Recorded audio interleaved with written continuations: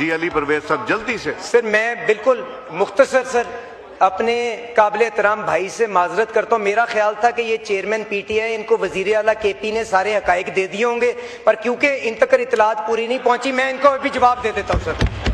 Sir इन्होंने mandate की बात की सर, मैं निहायत ही आजी से मियां नवाज शरीफ साहब के टिकट पे इलेक्शन लड़ा था। मेरे खिलाफ अगर कोई इनकी ट्रिब्यूनल के अंदर कंप्लेंट है बता दे।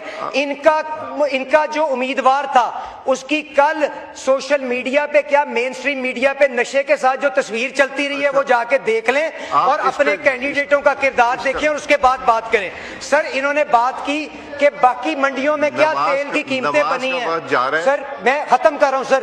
मैंने बताया $80 से बढ़ के $300 का डीजल हो गया। मैंने बताया कि पाकिस्तान के अंदर डीजल 70-80% बढ़ा है। यूएई जैसा मुल्क जिसके पास अपना डीजल मौजूद है 80% उन्होंने डीजल बढ़ाया है।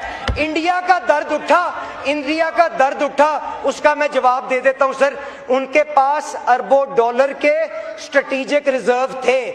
हमारे से पहले भाई की हुकूमत थी, इकट्ठे कर लेते, हम उनको ज़िया करके उसके बाद लोगों को आसानी फराम कर देते। और जब आप टारगेटेड सब्सिडी की बात करते हैं तो इसका मतलब यह कि कीमत बढ़ने देंगे और कमजोर तबके को इंसुलेट करेंगे। उसके बावजूद अगर मेरे भाई बैरिस्टर साहब को कोई चीज नहीं समझ आई, मैं इनका एहतराम करता हूं, इतने जबरदस्त वकील हैं, मेरे साथ बैठ जाए, मैं इनको एक एक फैक्ट इनके गोश्त कर दूंगा। बहुत बहुत 20 मिनट के लिए मगरिब की